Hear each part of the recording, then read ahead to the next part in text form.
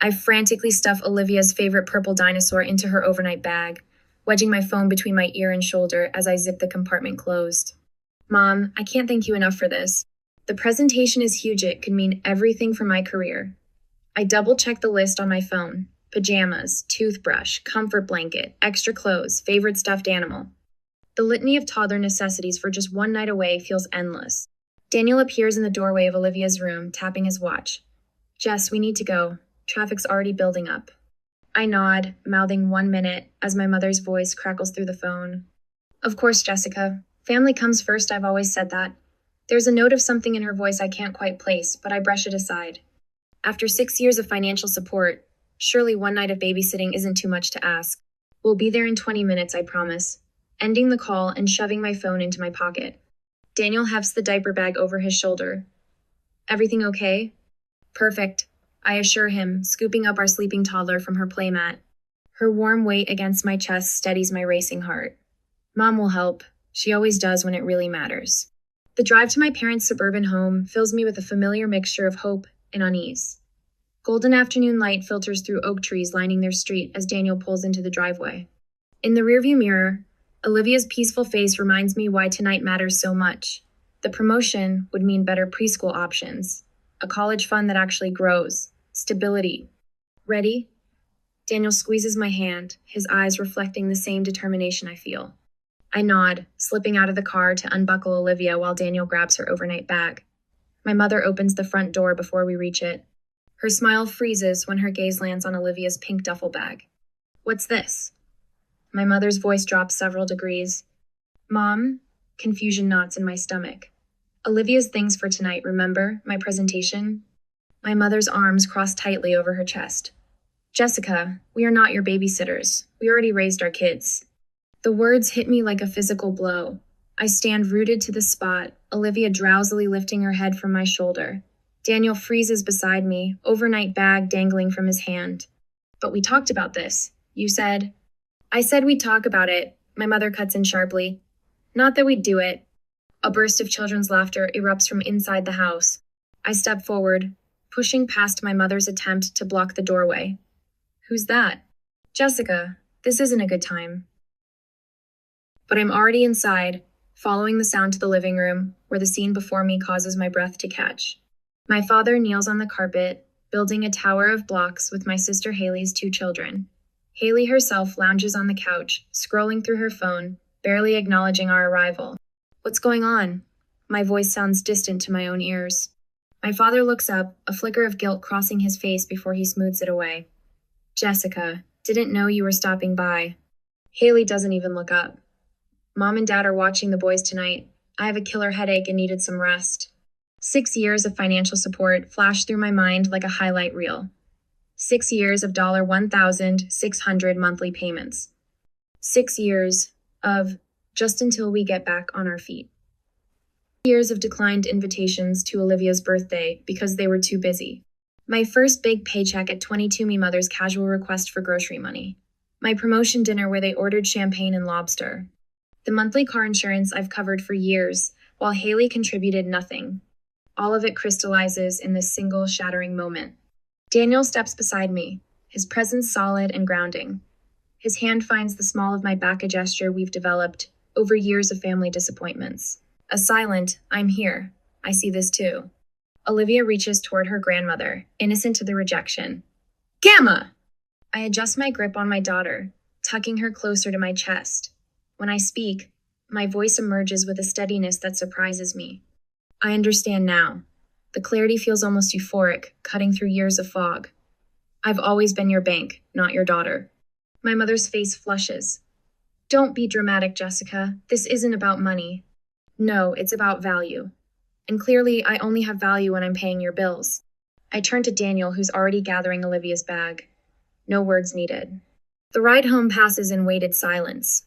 I stare out the window at suburban houses sliding past, each one containing families with their own hidden dynamics, their own unspoken agreements. Daniel's hand finds mine across the center console, a bridge in the quiet. As we pull into our driveway, something shifts inside me. The hurt remains, a throbbing wound that will need tending.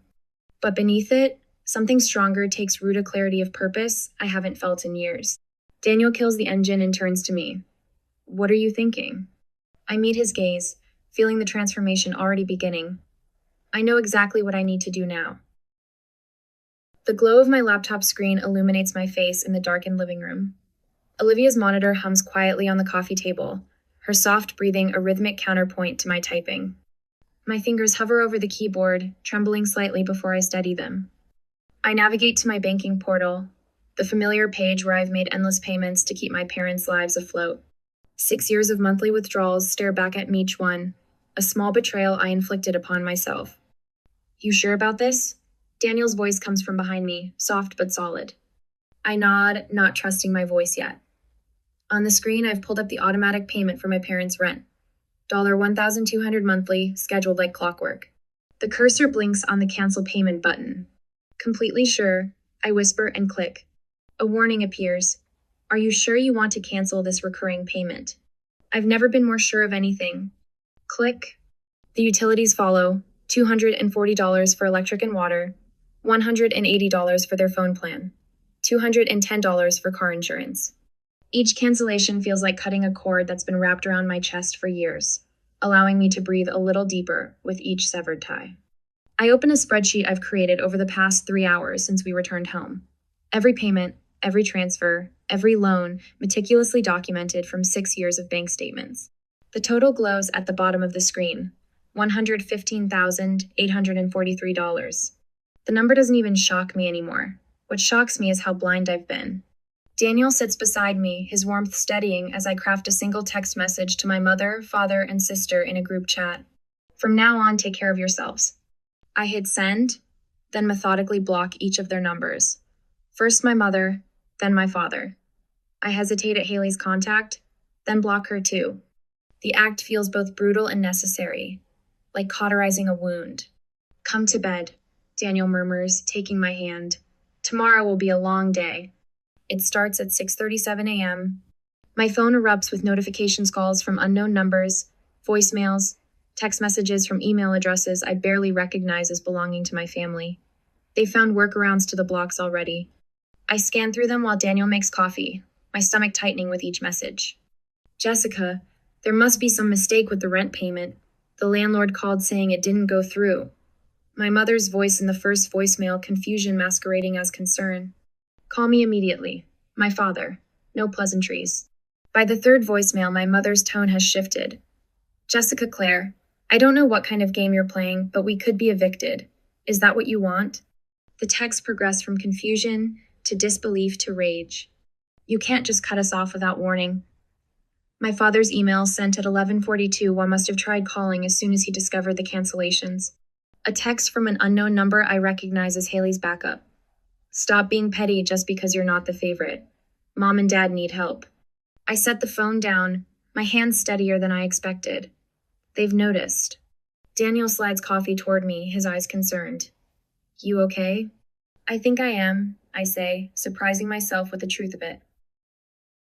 By mid-afternoon, the battlefield shifts to social media. Daniel's expression is grim when he shows me his phone. You need to see this, he says. My mother's Facebook post glows on the screen, a masterpiece of manipulation. Heartbroken today, my own daughter, who has plenty of money, has abandoned us in our time of need. Without warning, without explanation. Money really does change people. Please pray for our family during this difficult time. 67 sympathetic comments already from people who've known me my entire life. Church members, family friends, distant relatives. So sorry you're going through this, Deborah. Some children forget where they came from. I never would have expected this from Jessica. How disappointing. You raised her better than this. Under it all, Haley's calculated comment. She's always been selfish, even with her own family. It's just getting worse now that she has money. My hands tremble as I scroll through the public humiliation. The coffee I drank threatens to come back up. This is why I told you to document everything, Daniel says gently, taking his phone back. They were always going to do this. My own phone buzzes with a text from Marissa, a colleague who's seen the post. Hey, you okay? Saw some family drama online. Here if you need to talk. Then another notification, a message from Dr. Levine, my therapist. Saw your mother's post being shared. Remember what we discussed about boundaries. This reaction validates your decision. Even more surprising, a message from Katie, my childhood friend who moved away years ago. Your mom's post is making rounds. Just so you know, we all saw how they treated you growing up. Stay strong. I take a deep breath and open my laptop again.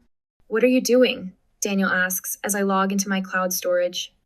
Assembling evidence, I reply, pulling up a folder I've created called Family Financial Records. Into it, I drag PDFs of bank statements, screenshots of text messages, hundreds of them, all one-sided requests, photos from family events I wasn't invited to, but Haley was. The spreadsheet calculating the total support over the years. Screenshots of every denied request for help, including 3 separate times they refused to watch Olivia for emergencies. Are you sure you want to do this? Daniel asks as I begin drafting my response. I meet his eyes, finding a certainty I've never felt before. They don't get to rewrite history, not anymore. My fingers fly across the keyboard, crafting the post that will change everything. I stare at my phone screen, transfixed by the tsunami of notifications. My hands hover over the device, not quite touching Ida's if it might burn me. What started as my single post of truth has ignited something uncontrollable. Jessica. Daniel's voice breaks through my trance. You need to see this. He turns his laptop toward me. The comment section beneath my post has transformed overnight. Where there were once accusations of my selfishness, there now stands an army of supporters. You see this? Daniel points to a thread of comments. Your mom's tennis partner, Diane? She's defending you. And look, half your mom's acquaintances are expressing shock. I scan the names, recognizing faces from childhood birthday parties and holiday gatherings. People who've known my family for years are finally seeing behind the curtain. Even Haley's friends are jumping ship.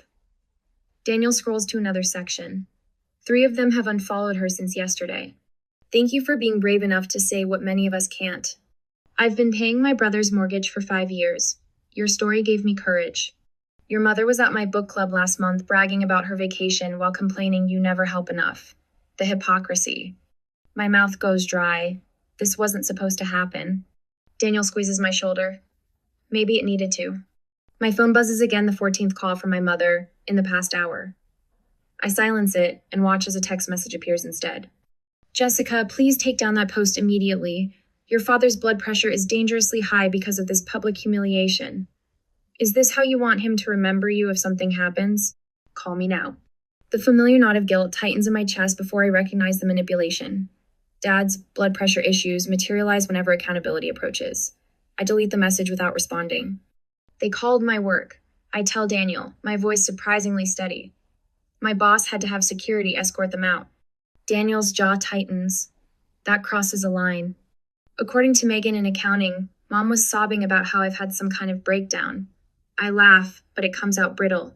Haley's been calling from different numbers since I blocked her. Their landlord called asking if I was still handling their rent payment. Haley's telling people you're having a mental health crisis, Daniel says, scrolling through his phone. Your cousin Ryan messaged me. Apparently she's saying the stress of motherhood has made you unstable, and that's why you suddenly cut them off. I feel my face flush with anger. She's trying to destroy my reputation so no one believes me.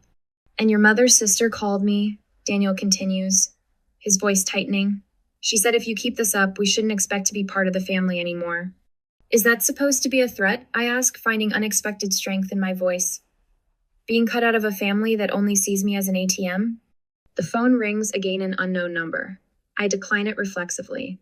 At least we know who our real support system is now, Daniel says, nodding toward his parents' text offering to watch Olivia this weekend. I never expected your mom to step up like this. She said, and I quote, some grandparents actually want to be grandparents, not ATMs. Something warm blooms in my chest, not quite healing, but perhaps it's beginning. My coworkers have created an unexpected buffer too. Jenna intercepted Haley in the lobby yesterday. Marco rerouted calls from my parents' numbers. Even my boss approved a mental health day without hesitation. Family situations can be harder than any project deadline. Take the time you need. I open our banking app, still unused to seeing the balance. The absence of those automatic transfers has created breathing room I'd forgotten could exist. Should we book that weekend in the mountains? Daniel asks, a cautious smile playing at his lips. The cabin with the little fireplace? We couldn't possibly, I start automatically, then stop myself. Actually, yes, let's do it. I think about the daycare brochure sitting on our counter, the one with the music program, an outdoor classroom, that we dismissed as too expensive. Maybe now. My phone lights up with another text. This one from Aunt Carrie. Your mother is distraught. We're all worried about your mental state. This isn't like you, Jessica. Family doesn't air dirty laundry publicly. They're recruiting the extended family now, I mutter, showing Daniel. Are you surprised? Number just disappointed. I block Aunt Carrie's number too. That night, I fall into bed exhausted but with a strange lightness. For the first time in years, I fall asleep without calculating how to stretch our budget to cover someone else's expenses. I don't dream of bounced checks or desperate phone calls. I really sleep for 7 uninterrupted hours. In the morning, I open our banking app, staring at numbers that no longer dwindle to nothing before each payday. What are you thinking about? Daniel asks, sliding a cup of coffee beside me. 3 weeks ago, that daycare with the music program seemed impossible.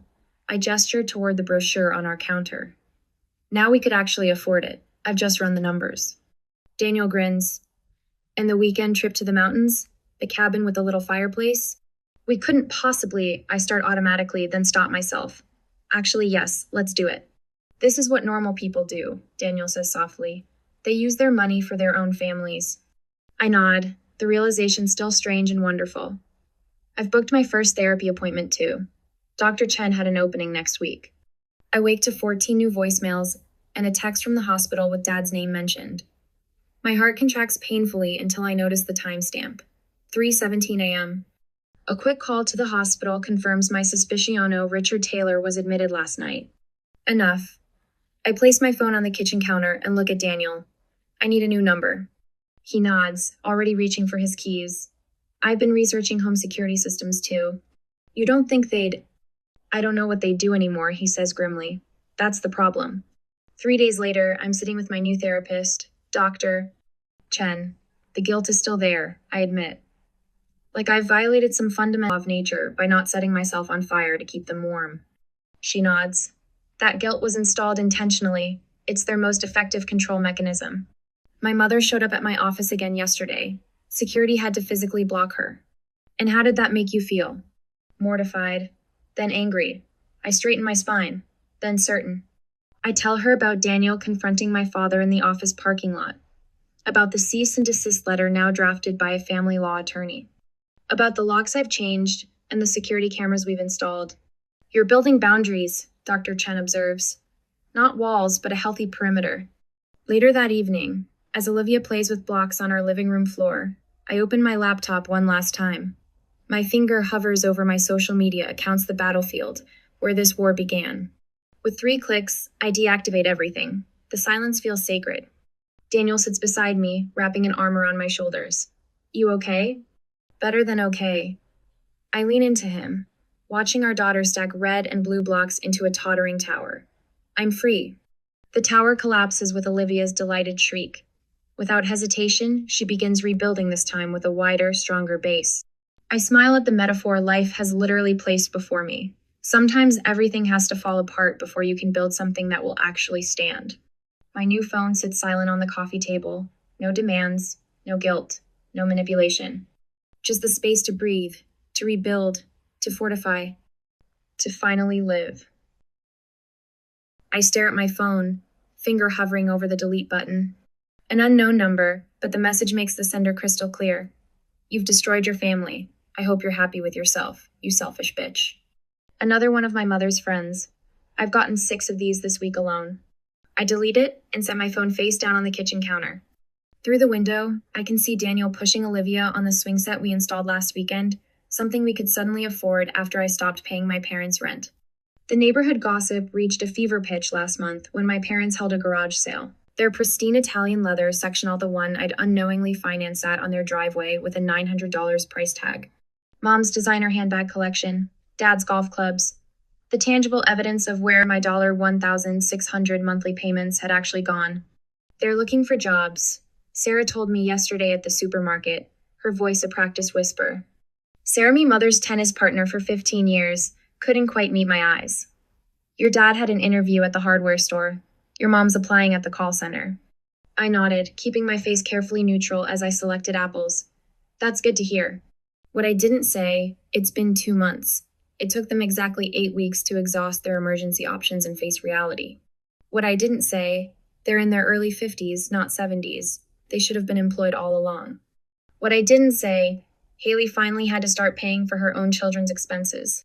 I drop a handful of cherry tomatoes into the salad bowl, the knife steady in my hand as I slice cucumbers. My movements feel deliberate, confident. 3 months ago, my hands would have trembled with anxiety over what my family might need next. The doorbell rings. Through the peephole, I see Mrs. Lowell from church, clutching a casserole dish. Her expression pinches with disapproval when I open the door. Jessica. Her voice drips with manufactured concern. I thought your family could use a meal, what, with everything going on? Translation. I'm picking sides and it's not yours. That's thoughtful, but we're doing fine. I don't invite her in. We're actually having my boss over for dinner tomorrow. I received a promotion last week. Her eyebrows lift. I hadn't planned to share that detail, but the satisfaction of seeing her surprise outweighs my usual privacy. A promotion? That's, she struggles, unexpected. Of course it is. Who would promote the terrible daughter who abandoned her poor, struggling parents? What Mrs. Lowell doesn't know, I'm working 10 fewer hours per week now that I'm not managing my parents' financial crises. My productivity has skyrocketed. My ideas flow uninterrupted by frantic calls about overdrawn accounts and missed utility payments. I take the casserole because it's easier than refusing. Please thank your prayer group for their concern. I know they're praying for me, praying I'll see the error of my ways, praying I'll return to being the family ATM. After she leaves, I scrape the casserole into the trash. Petty, perhaps, but cathartic. That night, after tucking Olivia in, I find Daniel in our bedroom holding a framed photo. It's from my college graduation, me in cap and gown, flanked by my beaming parents. Before their demands escalated, before the monthly payments became non-negotiable. You okay? He asks, catching me staring. I found myself crying over these yesterday, I admit, sitting beside him. Not because I miss them exactly, I miss who I thought they were. Daniel sets the photo in the drawer of his nightstand instead of back on the dresser. A small gesture, but it speaks volumes. We're making space for new memories. The following weekend, I open a dedicated college fund for Olivia. The first deposit, $1,600, feels momentous. Every month from now on, the money that once disappeared into my parents' bottomless needs will secure my daughter's future instead. Gamma? Olivia asks occasionally, her small face curious. See Gamma today? Each time, the question cuts deep. Not for me, but for her. She's innocent in all of this, too young to understand the complexities of adult relationships gone toxic. Not today, sweetheart, I tell her, redirecting her attention to blocks or books or the backyard swing. In therapy, I'm learning this isn't selfish, it's protection. My therapist nods approvingly when I describe enforcing boundaries with the church ladies, with old family friends, with the flying monkeys my mother dispatches to guilt me. You're rebuilding your identity, she tells me. The caretaker role was consuming you. Now you're discovering who Jessica is when she's not responsible for everyone else's choices. Who Jessica is. A woman who sleeps through the night without anxiety, dreams about unpaid bills. A mother who's present for bath time instead of on the phone, resolving someone else's crisis. A wife who has energy for date nights. A professional who's being recognized for her talents. The most unexpected consequence. I like this version of myself. Last week, I ran into my high school English teacher at the grocery store. She pulled me into a fierce hug. I heard what happened, she whispered.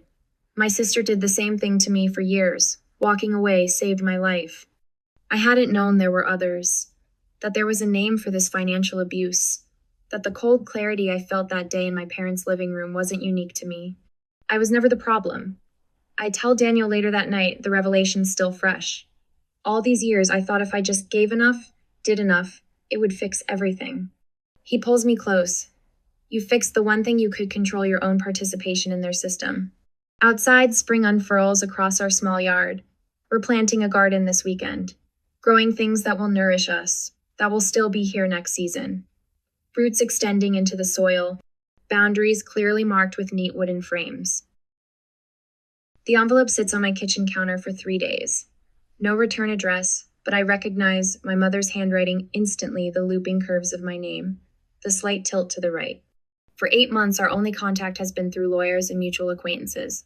You don't have to open it, Daniel says, sliding a cup of coffee across the counter to me. His eyes reflect the same caution I feel. It's your choice. I run my finger along the sealed edge. What if it's another manipulation? Then you close it and throw it away. He kisses my forehead. You've gotten pretty good at that. When I finally tear it open after Olivia's bedtime, the letter inside isn't what I expected. 2 handwritten pages, no accusations or demands for money. Instead, words I've never heard from my mother. Genuine remorse without a hidden agenda. I never saw what I was doing to you. I took and took until there was nothing left, and then I was angry when you stopped giving. I'm sorry, Jessica. I call my therapist the next morning. People can change, Dr. Lynn tells me during our emergency session. But real change leaves evidence. Look for consistent actions over time, not just pretty words when they want something. I draft my response carefully. A coffee shop meeting, public location, clear time limit. When she replies agreeing to all my terms without argument, something shifts inside me. It's the first boundary of mine she's ever respected. Cafe Meridian buzzes with mid-morning customers when I arrive 15 minutes early. I choose a corner table with a clear view of the door and order a black coffee I probably won't drink. My mother appears in the doorway exactly on time, and I almost don't recognize her. Gone is the highlighted hair, the designer purse. Her clothes are simple, practical. She's aged years in 8 months. She spots me and freezes, hand clutching the strap of a fabric bag that's replaced her usual leather tote. I don't stand, don't wave. She makes her way through the tables, her movements hesitant. Jessica. She hovers by the empty chair. You can sit, I tell her, my voice steadier than I feel. She does, placing her hands flat on the table, then withdrawing them to her lap. The nervous gesture is so unfamiliar, it catches me off guard. My mother has always claimed space confidently. Before we start, I say, I need to be clear. This is a conversation, not a reconciliation. I have boundaries that aren't negotiable. This ends the moment I feel manipulated. I expect resistance, the flash of indignation I've seen countless times. Instead, she nods. I understand. The server approaches, and my mother orders a plain tea. No special instructions, no complaints about the menu. Another unfamiliar behavior. When we're alone again, I don't soften my approach. You took over $100,000 from me over 6 years. You prioritized Haley's children while rejecting mine. You publicly shamed me when I stopped paying your bills. Tears well in her eyes, but she doesn't deflect. Yes, I did all of that. Her admission hits me with physical force. After years of denial and gaslighting, the simple truth spoken aloud feels radical. Your father still refuses to acknowledge any of it. She continues, voice trembling. He says you owed us for raising you. Haley is starting to see things differently, though. The last few months have been educational for her. I take a sip of my coffee, finding it's gone cold. Did you ever actually love me? Or just what I could provide? The question hangs between us, raw and bleeding. My mother's face crumples. I love you, she whispers. I just didn't know how to love you properly. I confused love with what I could get from you. She wipes at her eyes. That's not an excuse. The server delivers her tea. We sit in silence as she unwraps the tea bag, her hands shaking slightly. Even it's a big if we have any relationship moving forward, I have conditions, I say when she looks up again. She nods, waiting. No financial support from me, ever again. Not a dollar, not a loan, not in an emergency. I count the points on my fingers. Daniel and Olivia are my primary family. They come first, always. You'll need to attend family therapy sessions before regular contact resumes, and I need you to publicly acknowledge how you treated me all these years. My mother stares into her tea. I can see the struggle playing across her face, the words she wants to say but is forcing herself to swallow. I understand, she finally manages. It will be difficult, but I'll do it. Dad won't, I state, already knowing the answer. Number. She shakes her head. He refuses to meet or apologize, says you'll come to your senses eventually. A familiar anger flickers, but it lacks the burning intensity it once had. And Haley? She's trying in her way. She asks about you sometimes, but she's still defensive. The family is fracturing along new lines, those willing to face reality, and those clinging to the old dynamic. I find I don't mind the incomplete resolution. Some relationships may never heal, and that's okay. If we move forward, I say, I set the terms. I decide when and where we meet. I decide if and when you see Olivia. I'd like that, she says, hope flickering across her face. To see Olivia again. When you think it's right. You'll need to prove yourself first, I tell her. Regular updates on your progress. Consistent therapy. No financial discussions, period. She nods, fingers curled around her mug. I'm working at the community college now, administrative assistant. It's not much, but it's something. For the first time in our adult relationship, I see my mother as a person rather than an obligation. The realization doesn't flood me with warmth or forgiveness, but it does bring a certain peace. She's finally seeing me as a person too, not a resource to be depleted. Time's up, I say, checking my watch. Our agreed 30 minutes have passed. As we stand to leave, she makes no move to hug me, respecting yet another boundary. Thank you for meeting me, she says instead. I nod, gathering my purse. We'll see. Walking to my car, I feel lighter. Not healed, not reconciled, but no longer haunted. Whatever happens next, I'm the one holding the power not out of vengeance, but out of self-protection and hard-won wisdom. Some bridges can be rebuilt, others need to stay burned. Knowing the difference is its own kind of freedom. I trace my finger along the freshly painted wall of our new living room, still marveling that this space belongs to us. A homier home with Daniel's name and mine on the deed. The morning light streams through windows that don't face another apartment building, but instead reveal the small maple tree in our yard that will shade Olivia's playset next summer. Did you decide where you want this? Daniel balances a framed photo in his hands, his expression softening as he studies the image of us from last Christmas, the three of us laughing. Olivia's chubby hands clutching her new stuffed giraffe. By the stairs. I take the frame, feeling its solid weight, where we'll see it every morning. Our wall of photos tells the truth of our family now. No forced smiles hiding resentment. No obligatory portraits including people who saw me as nothing but a walking checkbook. Just the people who genuinely love us. My phone buzzes. My mother's name appears on the screen, not blocked anymore, but carefully managed. Same time Saturday, her text reads, I found a book Olivia might like. I type back, 10 a.m. works. Remember Daniel will be there too. The boundaries hold. 1 supervised visit per week. No financial discussions. No criticism.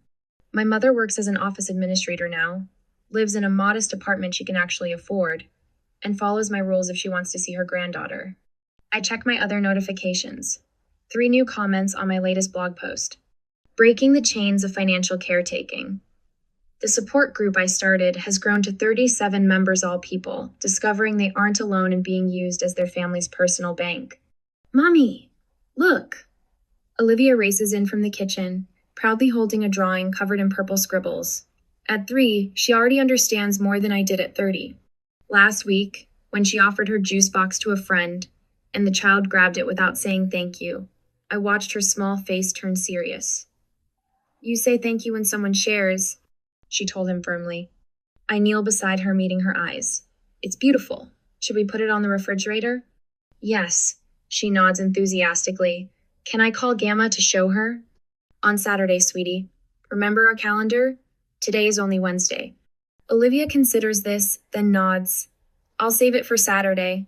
No tantrums, no confusion. Children adapt to consistency, my therapist explained. It's adults who fight it. My father chose estrangement rather than respect. Some days the absence still aches. Other days I'm grateful for the clarity. Haley calls occasionally, our conversations cautious but less hostile. Last month, she admitted, I never realized how much you were caring for all of us. Daniel wraps his arms around my waist from behind, his chin resting on my shoulder, as we watch Olivia skip back to her coloring project in the kitchen. The promotion looks good on you, he murmurs, and I feel myself stand straighter. Senior marketing director now, with a salary that makes our mortgage comfortable, and Olivia's college fund grows steadily. Amazing what I can achieve when I'm not paying for 3 extra adults. Tonight I'll be speaking at the community center. 20 people registered for my workshop, from family bank to financial freedom. The slides are ready on my laptop, starting with my own bank statements from a year ago and ending with today's savings report. Evidence of transformation that can't be argued with. What are you thinking about? Daniel asks, because he always knows when my mind is working through something. That I'm grateful, I say, leaning back against him. Not for what happened, but for what I discovered through it. And what's that? My gaze travels across our new home, with its paint we chose together and the future we're building intentionally. I think of my mother in therapy last week, finally saying, I'm proud of who you've become. without asking for anything afterward. That my worth was never in what I could give, I tell him, turning to meet his eyes, but in who I am. I never imagined my own husband would drain our accounts and leave me for another woman, yet here I stand in Bell and Bloom staring at my phone as my world crumbles. The vintage lamps cast a warm glow over the crystal jewelry displays I'd spent hours arranging, making everything look deceptively normal. My hands shake as I read Daniel's text again. Sorry, but I can't do this anymore. I've moved in with Sophia. I've taken what I need from our accounts. Don't try to contact me. Asterisk. The boutique suddenly feels too small, the air too thick. I grip the edge of the mahogany display case, my knuckles white against the polished wood. The delicate chime of the door signals a customer, but I can't look up, can't move, can't breathe. Just a moment, I manage to say, my voice steadier than I feel. The signs have been there for months, each one a quiet warning I chose to ignore. My mind drifts back to that night 3 weeks ago. Daniel came home after midnight, his collar askew, smelling of unfamiliar perfume. When I asked about his late meeting, his eyes darted away, focusing on anything but me. Client dinner ran long, he'd muttered, brushing past me toward the shower. You shouldn't have waited up. I remember standing in our bedroom, listening to the water run, feeling the distance between us stretch like a physical thing. That was the night I started keeping track. The next day, I found the first piece of evidence. I was organizing receipts in my back office when I discovered the hotel bill from the Renaissance downtown, dated during what was supposed to be his business trip to Chicago. My hands trembled as I slipped it into my desk drawer, starting a collection I prayed I'd never need. Then came the evening at Costello's last week, our favorite restaurant where we'd celebrated every anniversary for the past 15 years. I'd excused myself to the bathroom and taken the long way back, only to freeze at the sound of Daniel's voice from the bar.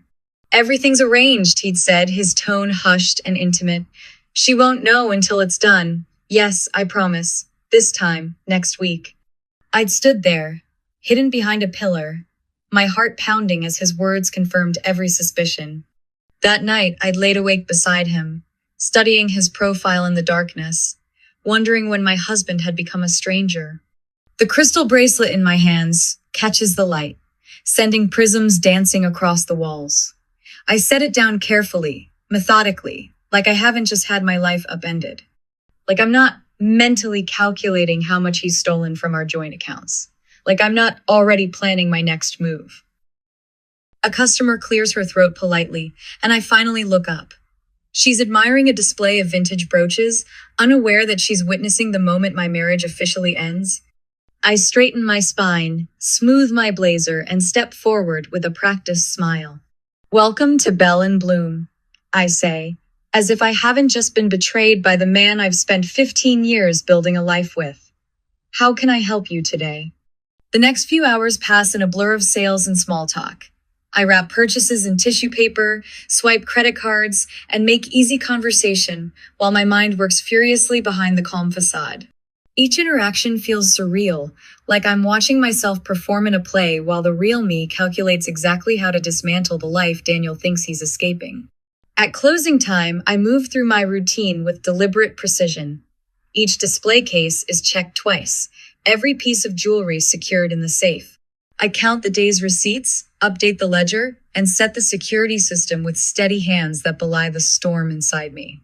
The neon sign flickers off, casting long shadows across the empty street. My phone feels heavy in my hand, as I dial a number I've had saved for months, just in case. The number for Marcus Carter, the city's most ruthless divorce attorney. Marcus Carter's office, a voice answers. This is Evelyn Montgomery, I say, my voice clear and steady. I need to speak with Marcus about initiating proceedings against my husband.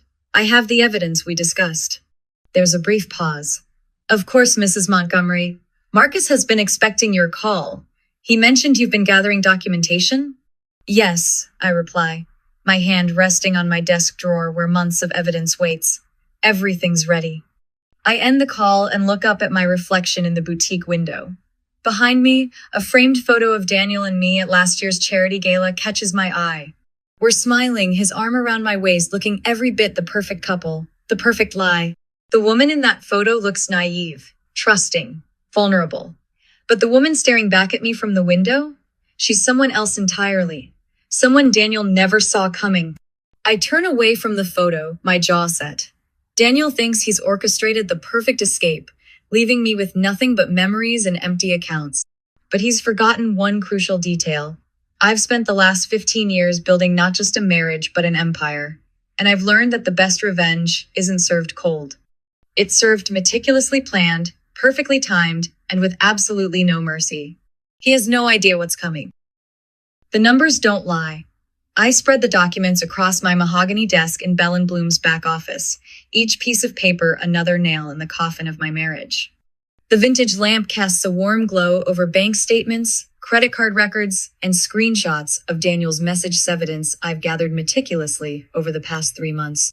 My hands steady as I cross-reference the transactions. There it is. A $5,000 withdrawal from our joint account on the day he claimed to be in Chicago.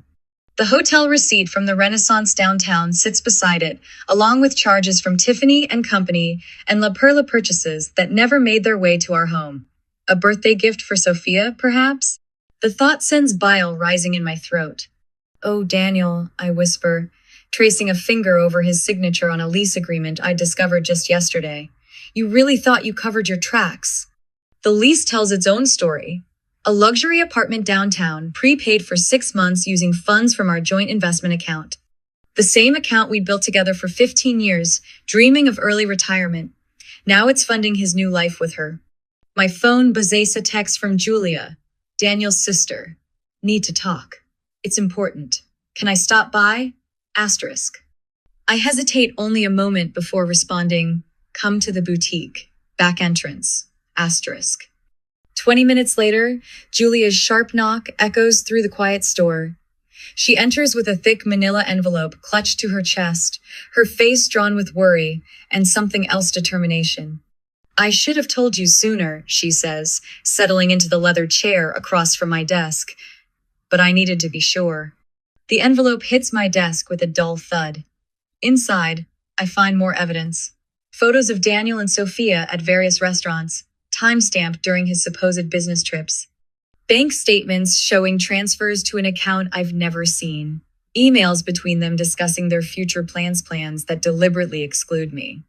"Margaret called me this morning," Julia says, her voice tight. "She's on the warpath." As if on cue, my phone rings. Margaret's name flashes on the screen, and I answer on speaker, letting Julia witness what we both know is coming. "How dare you!" Margaret's voice crackles with fury. "Daniel told me everything, how you've been monitoring his accounts, tracking his movements. You're destroying his life." I meet Julia's eyes across the desk, and something shifts inside me. "No, Margaret. Daniel destroyed his own life when he decided to steal from me and run off with another woman." "You never deserved him," she hisses. "Sophia understands him in ways you never could." "Sophia understands his credit cards, you mean?" The words slip out before I can stop them, sharp and precise as a surgeon's scalpel. The line goes dead. Julia lets out a low whistle. "Well, that bridge is thoroughly burned." I'm already reaching for my phone again, this time dialing the credit card company. The representative's voice is crisp and professional as I report the fraudulent charges, providing dates and transaction numbers with mechanical precision. Within minutes, Daniel's cards are canceled, his travel plans effectively grounded. "Is it wrong that I hope he's at the airport when he discovers the cards don't work?" Julia asks, a hint of satisfaction in her voice. Before I can answer, my email notification pings. The sender is unfamiliar, whistleblower@protonmail.com. The subject line makes my breath catch. What Daniel Montgomery is really hiding. I click open the email, Julia leaning forward to read over my shoulder. The message is brief, but its implications send a chill down my spine. "The money trail doesn't end with Sophia. Check the offshore accounts. I have proof of everything. Asterisk." Julia's sharp intake of breath mirrors my own thoughts. Whatever Daniel's hiding, it's bigger than an affair. And someone out there knows exactly what it is. I close the email and look up at my reflection in the darkened window. The woman staring back at me isn't the same person who walked into this office this morning. She's harder now, sharper, ready. "So," Julia says quietly, "what's our next move?" I gather the documents into neat piles, each stack a weapon in my growing arsenal. Now, Now we find out what else your brother's been hiding. The vintage clock on my wall ticks steadily forward, marking time in a world that shifted on its axis. But for the first time since Daniel's betrayal, I feel the corners of my mouth turning up in something that's not quite a smile. Let him think he's won. Let him believe I'm broken. He has no idea what's coming. The airport terminal gleams under fluorescent lights as I watch Daniel's world unravel through my phone screen. Live social media feeds flood with videos of his meltdown at the check-in counter, his designer suit doing nothing to mask the desperation in his stance. Sophia hovers beside him, her manicured nails drumming against her leather handbag in an anxious rhythm. "I'm sorry, sir," the airline agent says, her voice carrying across the crowded terminal. "But these cards have been reported for fraudulent activity. I cannot process your tickets." Daniel's face flushes deep crimson. "This is ridiculous. I demand to speak to your supervisor." His voice cracks on the last word, betraying the facade of control he's desperately trying to maintain. I lower my phone, a calm settling over me as I stand in the familiar comfort of Bell and Bloom. The vintage lamps cast their warm glow over the crystal displays, grounding me in the empire I've built. My phone buzzes with an incoming call from Marcus. "Evelyn," he says when I answer, "the fraud report has been processed across all accounts. He won't be able to access any of the funds." Good. I move toward my office, where stacks of evidence await our next move. What about the offshore transfers? Already frozen, he's not as clever as he thinks. The security footage from the airport continues to stream across social media. Sophia's perfectly curated image crumbles as she paces in tight circles, mascara smudging beneath her eyes. The comments are ruthless. Karma in action, and watch the mistress panic when the money runs dry. I settle into my leather chair, surrounded by the photographs and mementos I've collected over 15 years of marriage. Each one now feels like a piece of evidence, telling the story of a betrayal I should have seen coming. But that's not what matters anymore. What matters is what comes next. Julia arrives just after closing, her heels clicking against the hardwood floors. Daniel's sister carries a thick manila envelope, her face set with determination I recognize from my own mirror. "I found these in Mother's study," she says, spreading documents across my desk. Bank statements, emails, photos, a paper trail of Daniel's deception that stretches back further than even I suspected. He's been planning this for months, Evelyn. Using company funds to set up accounts in Sophia's name. I study each piece of evidence, methodically adding them to my growing collection. "How did Margaret react when you told her?" Julia's laugh is bitter. She's still processing. But finding out he's been embezzling from the family foundation, that's not something even she can ignore. My phone lights up with another notification. A video from the airport shows Daniel attempting to use his corporate card, only to have it declined. The crowd of onlookers has grown, phones raised to capture every moment of his humiliation. This is what he never understood about me. I don't need grand gestures or public revenge. I simply need to step back and let his own actions destroy everything he's built. "Miss Montgomery?" Sarah, my assistant, appears in the doorway. "Michael is here. He says it's urgent." I share a look with Julia. Michael, Daniel's oldest friend and confidant, has chosen an interesting time to make an appearance. "Send him in." Michael enters like a man walking to his own execution, his usual confident swagger replaced by hesitant step. The dim evening light from the windows casts shadows across his face, highlighting the dark circles under his eyes. "Evelyn, I need to explain." I hold up a hand, silencing him. "Sit down, Michael." I retrieve a folder from my desk drawer, one I've been saving for exactly this moment. "Before you continue, I'd like you to look at something." The photos land on the desk between us. Daniel and Michael at the Renaissance Hotel, the same night Daniel claimed to be in Chicago. The timestamp matches perfectly with the hotel receipt I'd found weeks ago. Michael's face drains of color. "You knew," I say, my voice steady. "You helped him plan all of this." I didn't." He swallows hard, his eyes darting between me and Julia. "He said it would be clean, quick, that you'd never even know until it was done." "And you believed him?" Julia's voice drips with disdain. "You really thought our brother could pull this off without leaving a trail?" Michael stumbles out shortly after, leaving the weight of his confession hanging in the air. Julia and I barely have time to process before my phone's up with a news alert. The local station's live stream shows Margaret, Daniel's mother, standing at a podium in the community center where she's served as board chair for 20 years. Her hands grip the edges of the podium, knuckles white against the dark wood. As a mother, admitting your child's failures is perhaps the hardest thing you'll ever do. Her voice wavers but doesn't break. But as chair of this foundation, I have a responsibility to address the financial irregularities we've discovered. I watch the screen, barely breathing, as Margaret methodically outlines every manipulation, every lie, every betrayal. The woman who once defended Daniel against any criticism now stands as his most damning accuser. When the broadcast ends, I find myself alone in my office. The weight of everything, the betrayal, the evidence, the victories, both small and large, suddenly crashes over me. My hands shake as I open my desk drawer, pulling out the leather-bound journal I started the night I found that first hotel receipt. Tears blur my vision as I write, not of pain or loss, but of release. Each word feels like stepping out of a cage I didn't know I was in. The boutique is silent around me, but I feel the presence of every person who stood by me. Julia, Marcus, my loyal staff, and now, surprisingly, Margaret. A soft knock at the door makes me look up. Sarah enters with a USB drive in her hand. This just came from IT. They recovered the audio from Daniel's office computer. My heart stutters as I take the drive. This is it, the final piece we've been waiting for. I plug it in with steady hands, and Daniel's voice fills the room, casual and cruel as he details his plans to Sophia.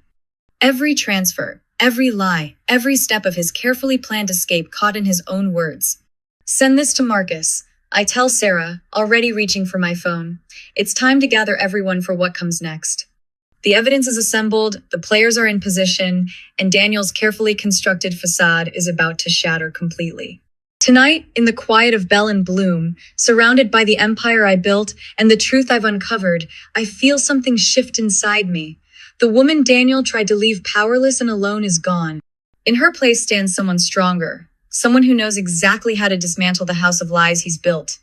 And tomorrow we begin. Marcus Carter's office smells of leather and authority.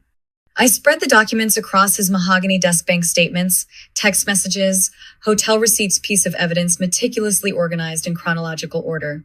My hands are steady as I lay out the final photo taken by my private investigator.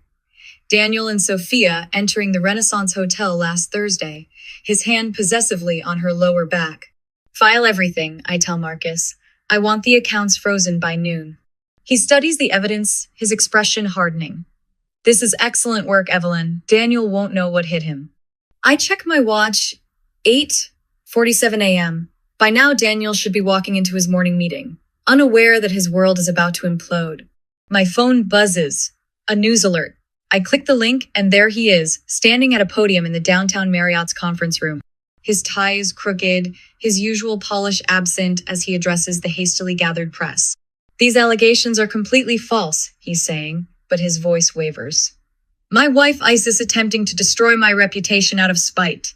I've done nothing wrong. Julia sends me a text. Asterisk. He's drowning. Asterisk. I watch as a reporter raises her hand. Mr. Montgomery, can you explain the series of large withdrawals from your joint accounts last week? And your stay at the Renaissance Hotel with Miss Parker while you were supposedly in Chicago? Daniel's face flushes. He tugs at his collar, eyes darting. Those withdrawals were legitimate business expenses, and 2 never stayed at the Renaissance. That's absurd. Another text from Julia. Uploading the evidence now. Asterisk. I switch to Twitter and watch as number exposed Daniel starts trending. Hotel receipts, bank statements, photos, everything we've gathered over months appears in a coordinated digital avalanche. The comment sections explode. Daniel's carefully constructed image crumbles in real time. Back at Bell and Bloom, Julia has transformed my office into a command center. She sits at my desk, coordinating with our growing coalition of allies. 3 laptops display different social media feeds while she rapidly types on her phone. Claire from accounting just sent over 5 years of irregular expense reports, Julia says, not looking up. And Thomas is ready to go public about the Chicago deal.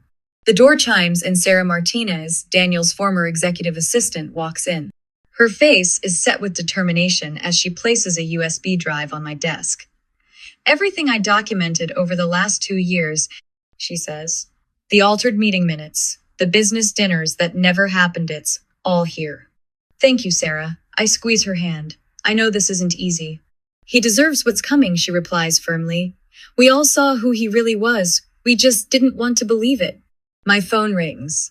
It's Margaret, Daniel's mother. I let it go to voicemail. She's chosen her side, and I have more important matters to handle. Bell and Bloom, good morning. I answer the boutique's line, my voice perfectly steady. "Evelyn, it's Rachel Chen from the Business Association. We need to discuss Daniel's position on the board. Are you still attending tonight's event?" "Wouldn't miss it," I reply, a smile in my voice. "I have some things to share with the community." The afternoon passes in a blur of legal filings and strategic moves. I help customers at the boutique, wrap delicate purchases in tissue paper, all while my phone lights up with notifications.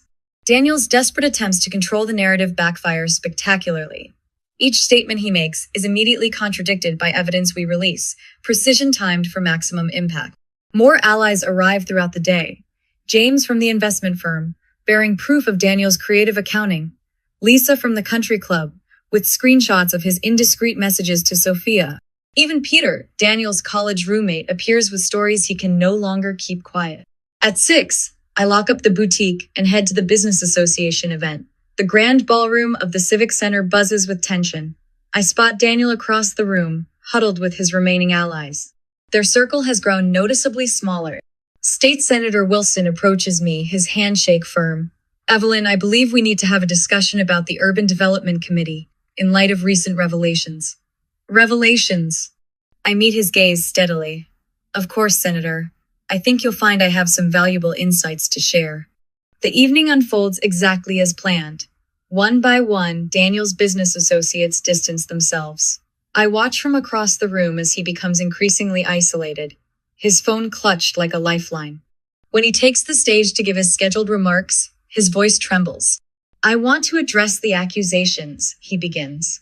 But a murmur runs through the crowd as phones light up with notifications. Right on schedule. A video plays on hundreds of screens. Daniel, in his office, recorded 3 months ago, outlining his entire scheme to Sophia.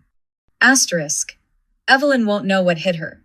Asterisk, his recorded voice says. Asterisk. Once the accounts are emptied. Asterisk.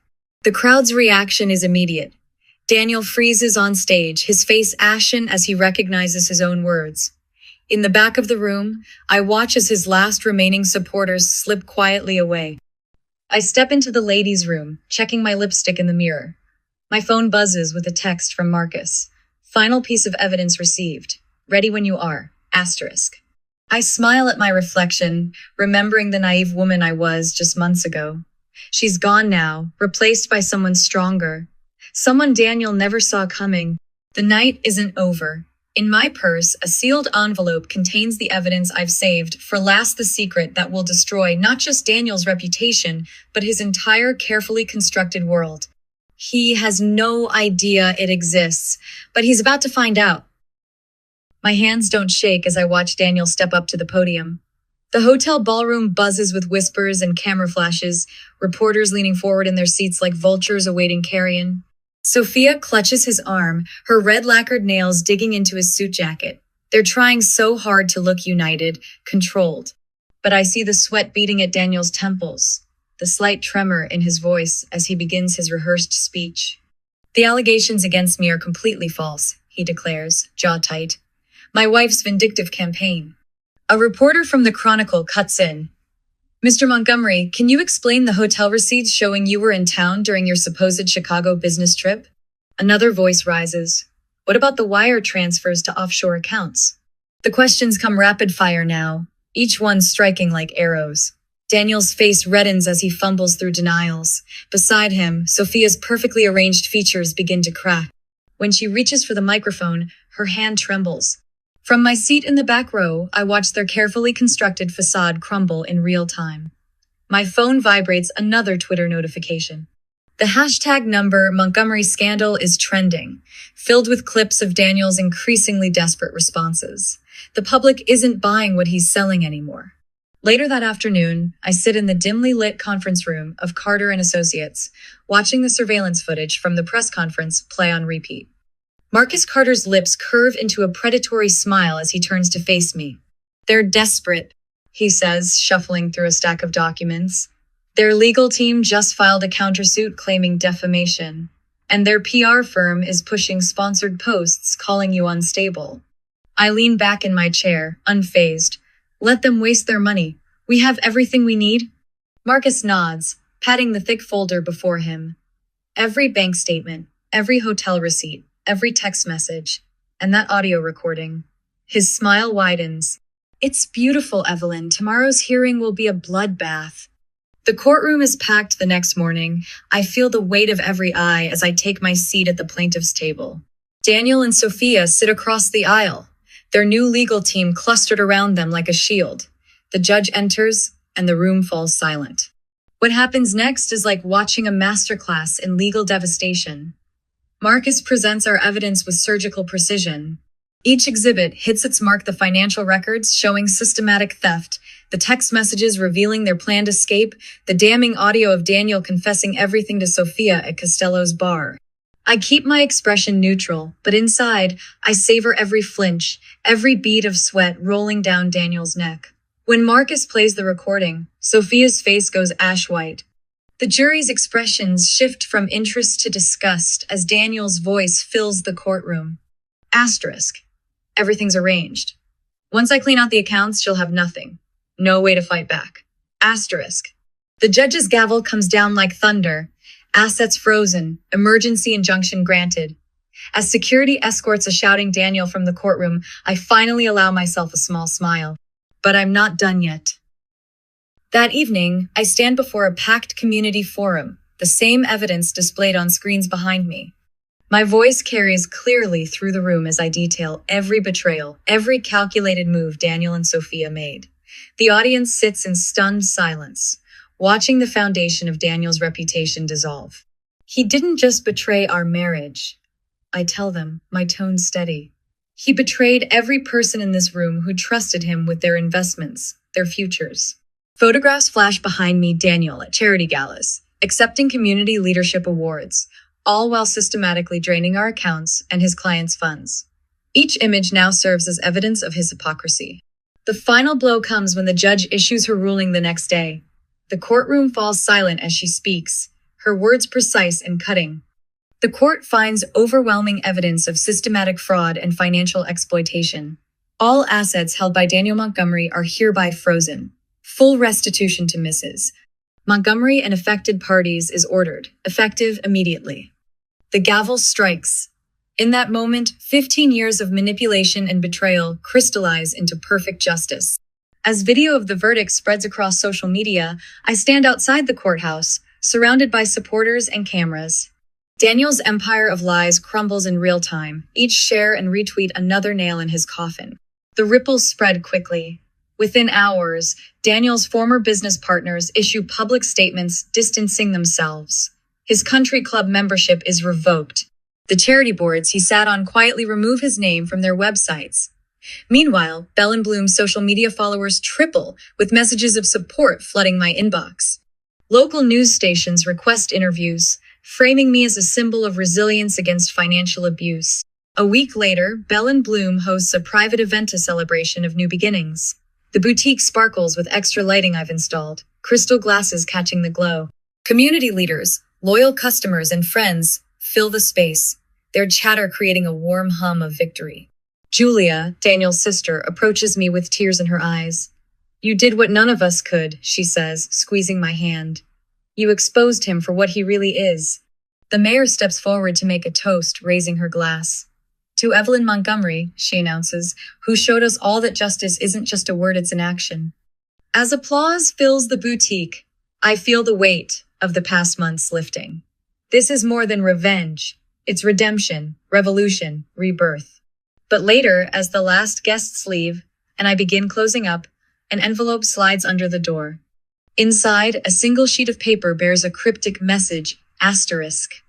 There's more to Daniel's past than you know. This isn't over. Asterisk. I tuck the note into my desk drawer, a slight smile playing at my lips. Perhaps the hunt isn't quite finished after all. Morning light streams through Bell and Bloom's newly installed floor-to-ceiling windows, casting prismatic rainbows across our expanded showroom floor. I pause at the entrance, taking in the quiet moment before we open. The boutique has transformed as much as I have gone, are the cramped aisles and dim lighting, replaced by open spaces and crystal chandeliers that make every piece sparkle. "Morning, Evelyn," Sarah calls out, emerging from the back room with fresh inventory. She's one of 3 new hires I've brought on to handle our growing customer base. The trunk show pieces just arrived from Paris. I smile, remembering a time when international shipping fees would have made me break into a cold sweat. Perfect timing. Let's set up the preview area for tomorrow's event. The morning unfolds in a whirlwind of activity. I move through the store with purpose, greeting regular customers by name, offering styling advice, and coordinating with my team. Every interaction flows naturally, unmarred by the shadows of past betrayals. The confidence in my voice, the straightness of my spine, these aren't masks I wear anymore. They're simply who I am. My phone buzzes with a message from Marcus, my attorney. Another successful settlement from one of Daniel's hidden accounts. I close the notification without opening it. Those victories, while sweet, no longer define my days. Standing at the vintage jewelry counter, the same spot where I received Daniel's goodbye text over a year ago, I'm struck by how different everything feels. The mahogany display case still gleams, but now it showcases pieces I've personally curated from artisans across Europe. The walls, once bare, feature local artwork and inspirational quotes that remind me of how far I've come. "Miss Montgomery?" A tentative voice pulls me from my thoughts. I turn to find a young woman, perhaps early 30s, clutching her purse like a lifeline. I recognize that look in her eyes. I used to see it in my mirror. "Isabella, right? Please call me Evelyn." I gesture toward my office. "Would you like some tea?" She nods, following me to the private consultation area I've created for moments exactly like this. The space is warm and inviting, with comfortable chairs and soft lighting. I close the door, giving us privacy from the bustling showroom. "I can't believe you're actually meeting with me," Isabella says, perching on the edge of her seat. "After reading about your story in Business Weekly, you realize you're not alone." I finish gently, pouring us both cups of Earl Grey. "Tell me what's happening." For the next hour, Isabella shares her story, a familiar tale of gaslighting and financial manipulation by her business partner. I listen, offering practical advice when needed, but mostly giving her the space to be heard. When she mentions gathering evidence, I share my own experience with documentation and legal preparation. "I thought I was crazy for keeping screenshots," she admits, wiping away tears. "You're not crazy," I say firmly. "You're smart, and you're stronger than you know." The boutique transforms as evening approaches, fairy lights twinkling to life as my team prepares for our annual community gathering. What started as a small celebration has grown into something magical. The space fills with familiar faces, loyal customers who stood by me, fellow business owners who offered support, even former critics who've become allies. Julia, Daniel's sister, arrives early to help arrange the catering. She catches my eye and grins, both of us remembering how she showed up at my door with a box of damning evidence against her own brother. Now she's my partner in the coastal expansion project. "Remember when you thought you'd have to sell this place?" she asks, arranging fresh flowers in vintage vases. I laugh, the sound easy and genuine. Now we're opening 3 more. Margaret's entrance creates a ripple of warm greetings. Daniel's mother has become an unexpected cornerstone of our community, her own journey of breaking free from manipulation inspiring others. She makes her way through the crowd, stopping to hug Isabella, who stayed to join the celebration. To Evelyn, Margaret raises her glass later in the evening, her voice carrying across the room. Who showed us all that the end of one story is just the beginning of a better one? The cheers and clinking glasses fill the space with joy, but it's the conversations that follow that matter most. Women sharing their own stories of triumph, offering support to those still finding their way, building connections that will last beyond this evening. Later, I stand on the boutique's newly added balcony, watching the sunset paint the city in shades of possibility.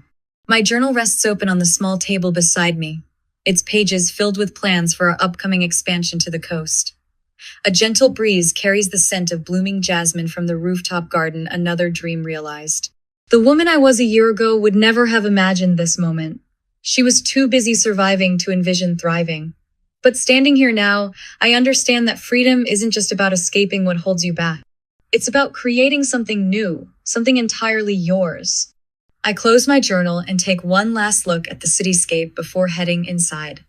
Tomorrow brings new challenges, new opportunities, new chances to help others find their own path to freedom. And I'm ready for all of it.